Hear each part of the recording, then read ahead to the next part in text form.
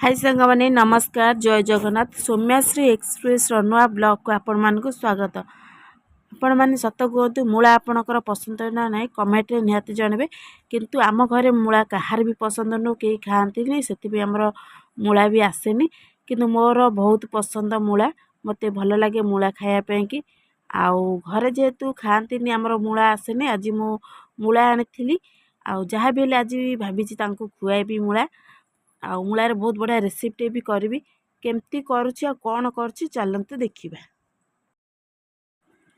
मूला मोर भारी पसंद आउ आज मु मूलार गोटे बहुत बढ़िया रेसिपी करी मुझे एका खाइबिनी समस्त को खुआई बोली भाभी तो से खाली मूला नुह गोटे आलू नहीं जदि आपण मैंने चाहते आलू पकई पारती आ न भी पकई पारती आपण खुशी तो ये गोटे आलू मुझे मूला सहित पकाइबे आ मूला बहुत बढ़िया होती कषी मूला अच्छी नगद मूला तो आज मूलार बहुत बड़ा रेसिपी कर चलते देखा।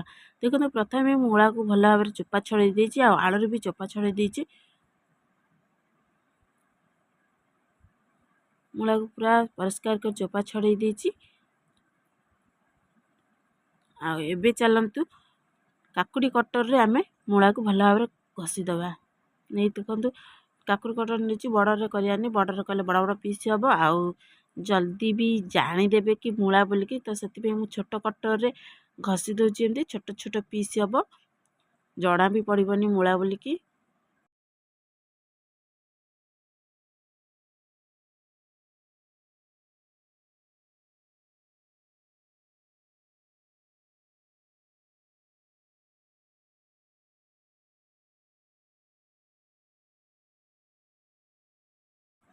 देखो तो छोट कटर रे मो मूला को घसी दूसरी आ बहुत बढ़िया भाव हो छोट छोट पीस हो टोटाल जना पड़ोनी आ जल्दी भी हो देखो देखो केते टिकटिकी हो जना पड़ोनी ये मूला बोलिकी बहुत बढ़िया भाव छोट छोट पीस हो तो मूला को जमती आम घसिले आलू की भी सही टाइप छोट छोट करके घसीदबा जमती मूला आलू मिसिकी रहिबो जना पड़ोनी।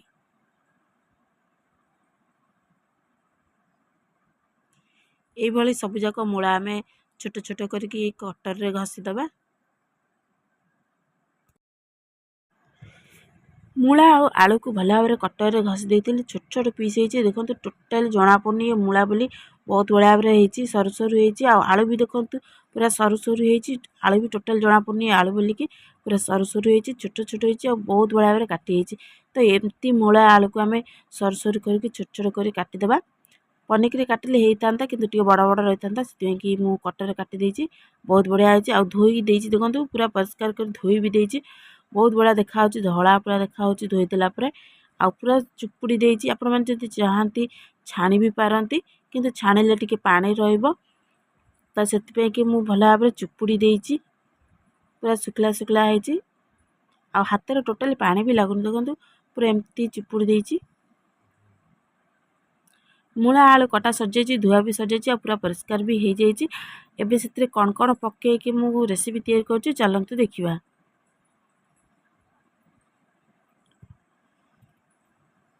देखो ये गोटे बड़ पियाजटे नहीं पूरा सरू सरू कर काटी एपटे धनिया पत्र नहीं आठी इपी मसला दुटा नहीं मत इपी मसला बहुत भल लगे पकईले तो दुटा इपी मसला नहीं आठी कंचा लंका नहीं ये सब पकईकि बहुत बढ़िया रेसिपी तैयारी करी मूलार आउ केमती कर चलते देखा।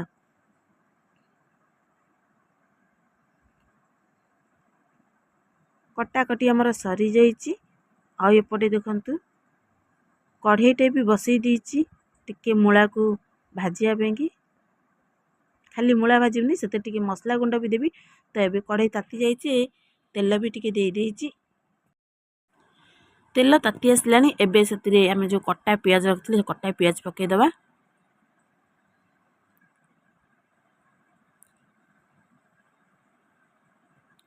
पियाज टिके जरी आसला आम कंचा लंका दबा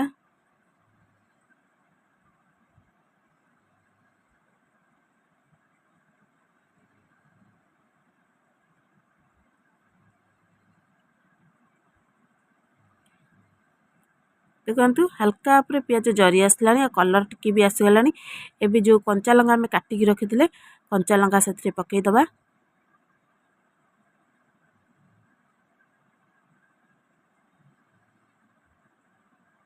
ଆଉ ଟିକେ ଜାରି ଦେବା।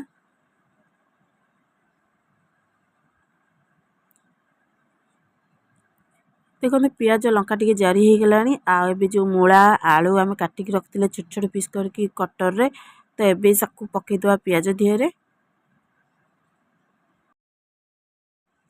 ପିଆଜ ଦିହରେ ମୂଳା ଆଳୁ ଯେଉଁ କଟରରେ କାଟିଥିଲେ ପକାଇଦେଲି।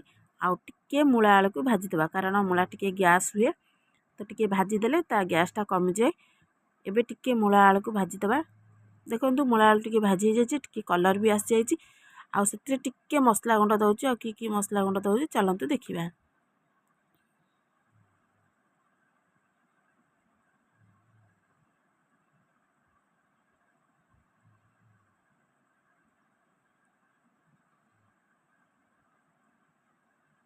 ଦେଖନ୍ତୁ ମୂଳା ଆଳୁ ଭାଜି ହେଇଯାଇଛି। ଆଉ ସେଥିରେ ମୁଁ ହାଫ୍ ଚାମଚ ଲଙ୍କା ଗୁଣ୍ଡ ଦେଉଛି, କାରଣ କଞ୍ଚା ଲଙ୍କା କାଟିକି ପକାଇଛି, ତ ସେଥିପାଇଁ ହାଫ୍ ଚାମଚ ଲଙ୍କା ଗୁଣ୍ଡ ଦେଉଛି। ଆଉ ଟିକେ ହାଫ୍ ଚାମଚ ବି ହଳଦୀ ଗୁଣ୍ଡ। ଏବେ ହାଫ୍ ଚାମଚ ନେଇଛି ଚିକେନ୍ ମସଲା। ଚିକେନ୍ ମସଲା ପକାଇଲେ ବହୁତ ବଢ଼ିଆ ଲାଗେ ଖାଇବା ପାଇଁକି, ଆଉ ତା'ର ବାସ୍ନା ବି ବହୁତ ବଢ଼ିଆ ଆସେ, ତ ସେଥିପାଇଁ ହାଫ୍ ଚାମଚ ଚିକେନ୍ ମସଲା ନେଇଛି। ଆଉ ଏବେ ସ୍ୱାଦ ଅନୁସାରେ ଲୁଣ ଟିକେ ପକାଇ ଦେଉଛି। ମସଲା ଗୁଣ୍ଡ ପକାଇଦେଲେ ଲୁଣ ବି ପକାଇଦେଲେ ଏବେ ଟିକେ ଭଲ ଭାବରେ ଗୋଳେଇ ଦେବା।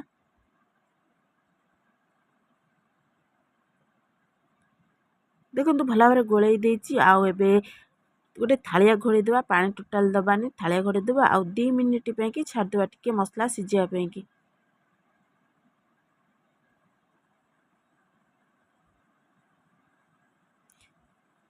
ଦେଖନ୍ତୁ ଏଠି 2 ମିନିଟ୍ ହେଇଯାଇଛି। ଆଉ ମୁଁ ଥାଳିଆ କାଢ଼ି ଦେଇଛି। ଆଉ ବହୁତ ବଢ଼ିଆ ଭାବରେ ମସଲା ଆଉ ଆଳୁ ମୂଳା ଭଲ ଭାବରେ ସିଝି ଯାଇଛି। ଆଉ ଟୋଟାଲ୍ ଏଥିରେ ମୁଁ ପାଣି ଦେଇନି, ଲୁଣ ପକାଇଥିଲି ଯେହେତୁ ସେ ମୂଳାରୁ ପାଣି ବାହାରିଥିବ।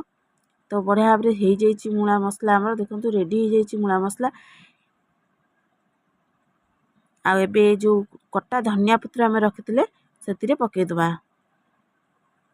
ଦେଖନ୍ତୁ କଟା ଧନିଆ ପତ୍ର ପକାଇଦେଲି। ଆଉ ଏଠି ଇପି ମସଲା 2ଟା ନେଇଛି, ଇପି ମସଲା ବି ପକାଇଦେଲେ। ଇପି ମସଲା ମୋତେ ଭଲ ଲାଗେ, ତ ମୁଁ ପ୍ରାୟ ଇପି ମସଲା ଯାହା ବି ରେସିପି କରେ ଇପି ମସଲା ପ୍ରାୟ ପକାଏ। ତ ଏବେ ଇପି ମସଲା ଧନିଆ ପତ୍ର ପକାଇଦେଲେ ଆଉ ଟିକେ ଭଲ ଭାବରେ ଗୋଳେଇ ଦେବା।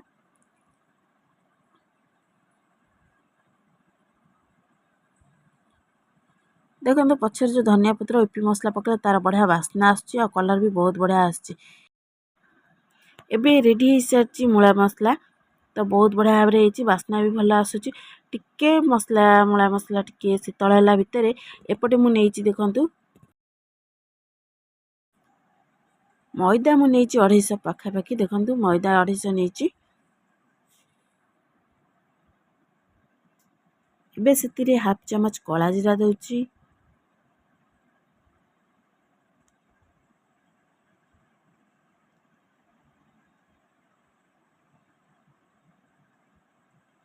ଆଉ ଟିକେ ଏଠି ନେଇଛି ରିଫାଇନ୍ ତେଲ। ରିଫାଇନ୍ ତେଲ 25 ଗ୍ରାମ ପାଖାପାଖି ନେଉଛି। ଟିକେ ଖାସ୍ତା ଯେମିତି ଦଅନ୍ତି ଘଷିକି ସେମିତି ଟିକେ ଦେଉଛି, କାରଣ ସେଥିରେ ମୂଳା ତା ଦେହରେ ଦିଆହେବ। ଆଉ ମୂଳାର ତ ନାଁ ମୁଁ କିଛି ଦେଇନି, ମଇଦା ମୂଳା ଦେଲେ ବି ଚଳିବ। ବହୁତ ବଢ଼ିଆ ଲାଗେ ମଇଦାରେ କରିଲେ, ତା ଦେହରେ ପୁର ଦେଲା ଟାଇପ୍ର କରିବି, ତ ବହୁତ ବଢ଼ିଆ ଲାଗେ ଖାଇବା ପାଇଁ। ଦେଖନ୍ତୁ ଏଠି କଳା ଜିରା ନେଇଛି, ତେଲ ବି ନେଇଛି, ଆଉ ସ୍ୱାଦ ଅନୁସାରେ ଲୁଣ ବି ଟିକେ ପକାଇଦେଲି। ଏବେ ଟିକେ ଭଲ ଭାବରେ ଗୋଳେଇ ଦେବା।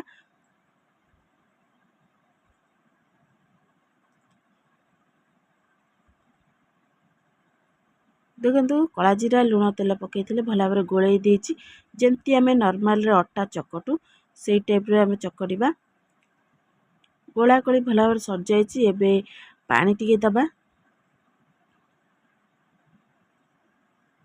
ନର୍ମାଲ ପାଣି ନେଇଛି, ପାଣି ଦେଇକି ଆମେ ଯେମିତି ଅଟା ଚକଟୁ ସେମିତି ମଇଦାକୁ ଚକଟି ଦେବା।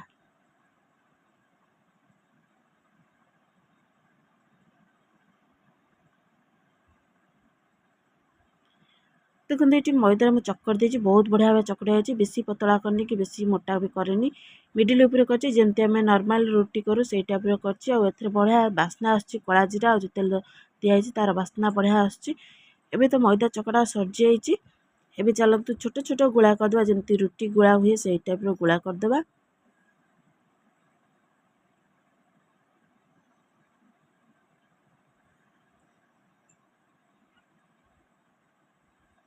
देखते छोट छोट गोला करदे जमती आम रुटी करूँ से टाइप गोला कर बड़ बड़ करेनि कि बेसी छोट भी करनी मिडिल उपर कर टाइप गोला करदेली आमती आम नॉर्मल रुटी बेलू से टाइप करवा एपटे मुला मसला भी रेडी हो सारी शीतल भी हो जाइए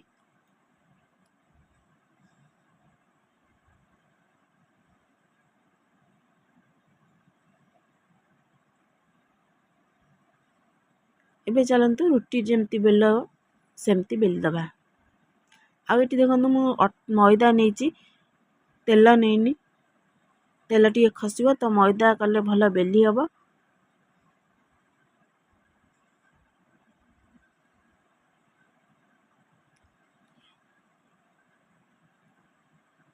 जमती आम नॉर्मल रुटी बेलू से टाइप बेलिबा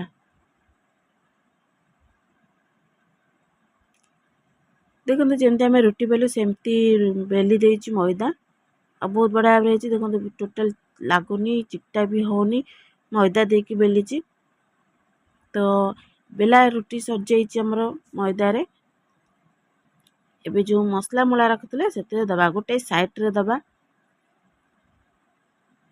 मैदा रोल मूला रोल जहाँ भी ना दे पारती जहाँ भी ना हो खाइले तो बहुत बढ़िया लगे तो ये देखो केमती गोटे साइड रे दउची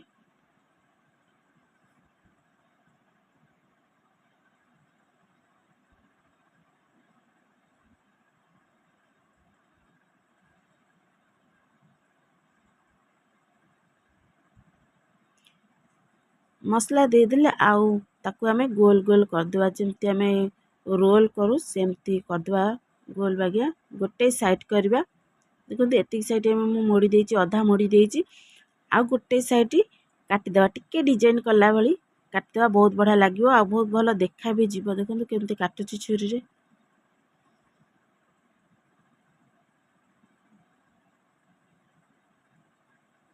सर सर कर काटिदेली आउ टिके पानी मारदेवा कारण फिटीज काले डर अच्छी तो ये टिके हल्का हल्का पर पानी मारदेली आ जमती आम मोड़ी थिले सेमती मोड़ीदेवा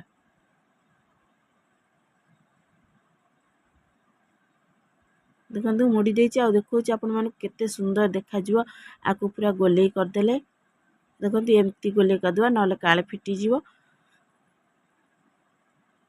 देखो गोले कर देछि बहुत बढ़िया देखा देखो केते सुंदर देखा जमती फूल टाइप रो देखा बहुत बढ़िया देखा आ खाइले भी बहुत बढ़िया लागिवो तो यही टाइप आम सब जाक करवा देखो ये मुझे दुईटा कर सारे ये टाइप आम सब जाक करवा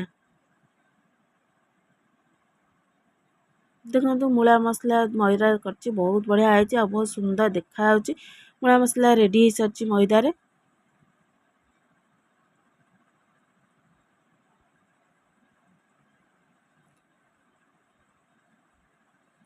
रेडी हो जाइए मैदा मूला मसला आउ एपट देखो केते सुंदर देखा सब जगह रेडी जाइए टोटाली फिटबनी पूरा चापी होगी रही बहुत बढ़िया देखा खंदा खंदा है भल देखा एपटे गोटे कढ़ई बसई तेल भी से टिके पकई तेल हल्का ताती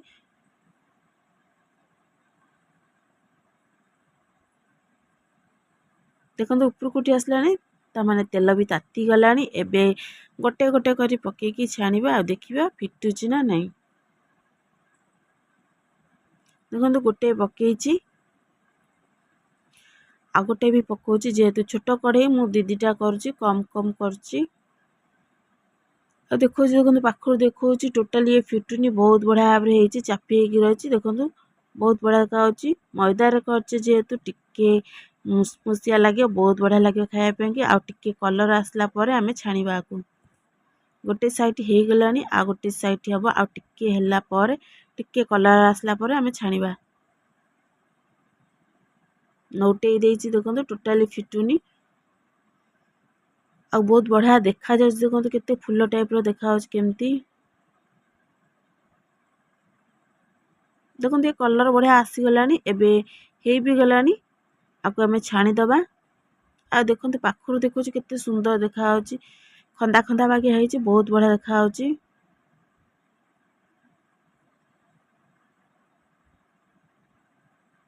देखो केते सुंदर देखा जाउछ ମଇଦାରେ ଯେହେତୁ ହେଇଛି କଳା ଜିରା ପଡ଼ିଛି ଖାଇଲେ ମୁସମୁସ ଲାଗିବ ଆଉ ବହୁତ ବଢ଼ିଆ ଲାଗିବ। ଆଉ ତା ଭିତରେ ଯେଉଁ ମୂଳା ମସଲା ପୁର ଦିଆହେଇଛି ତା ତ ବହୁତ ବଢ଼ିଆ ଲାଗିବ। ତ ଏମିତିକିରି ଆମେ ସବୁଯାକ ଛାଣିବା, ବେଶୀ ପକାଇବାନି, ଦି ଦିଟା କରିକି ଛାଣିବା ଛୋଟ କଢ଼େଇ ଯେହେତୁ।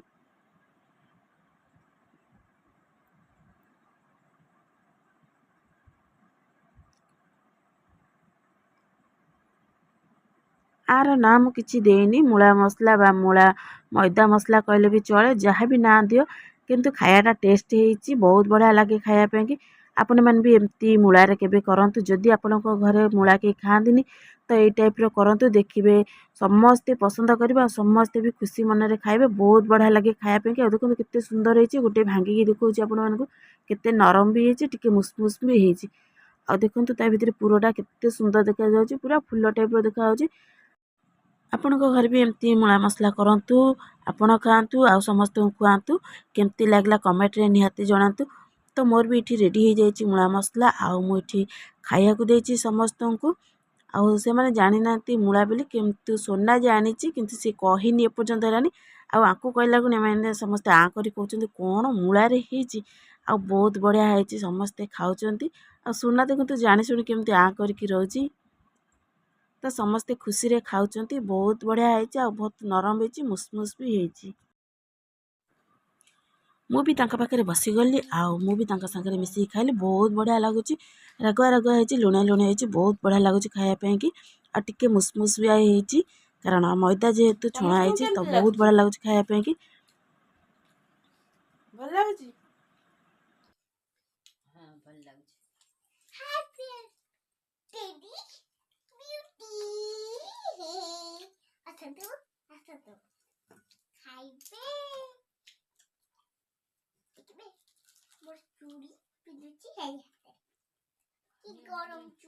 ସତରେ ବହୁତ ବଢ଼ିଆ ହେଇଛି। ମୂଳା ବୋଲି ତ ଟୋଟାଲ ଜଣା ପଡୁନି। କିଏ ଜାଣିଥିଲ ମୂଳା ବୋଲି କି? ମୁଁ ଜାଣିଥିଲି। ତୁ ଜାଣିଥିଲୁ, ବାବା ଜାଣିନଥିଲେ? ବୋଉ ଆମେ ମୂଳା ବୋଲି ଜାଣିନଥିଲୁ, ସେଇପାଇଁ ବାପା ବୋଉ କେହି ଜାଣିନଥିଲେ, ମୁଁ ଏକା ଜାଣିଥିଲି। ତମକୁ କେମିତି ଲାଗିଲା? ବଢିଆ ଲାଗିଲା। ବୋଉ ତମକୁ କେମିତି ଲାଗିଲା? ଭଲ ଲାଗିଲା। ମୂଳା ବୋଲି ଜାଣିପାରିଲ? ମୁଁ କହିଲି ତମେ ଇଏ ଜମା ମୂଳା ଖାଆନ୍ତିନି, କିନ୍ତୁ ଏଥରକ ଖାଇଲେ।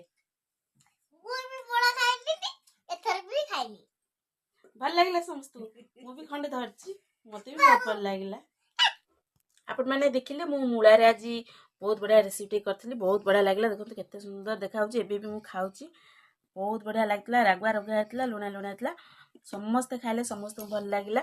ଜାଣି ବି ପାରିଲେନି କି ଏଥିରେ ମୂଳା କରିଛି ବୋଲିକି। ମୂଳାରେ ତ ସୋନା ଖାଇକି ପାଠ ପଢ଼ିଲାଣି, ମୁଁ ଏଠି ଖାଉଛି। ଆଉ ଆପଣମାନେ ତ ଦେଖିଲେ ଭିଡ଼ିଓଟି, କେମିତି ଲାଗିଲା କମେଣ୍ଟରେ ନିହାତି ଜଣେଇବେ। ଆଉ ଲାଇକ୍, କମେଣ୍ଟ, ସେୟାର ଆଉ ସବସ୍କ୍ରାଇବ୍ କରିବା ଜମା ଭୁଲିବେନି। ପୁଣି ଏକ ନୂଆ ବ୍ଲଗ୍ରେ ଦେଖାହେବା। ରହୁଛି, ନମସ୍କାର, ଜୟ ଜଗନ୍ନାଥ।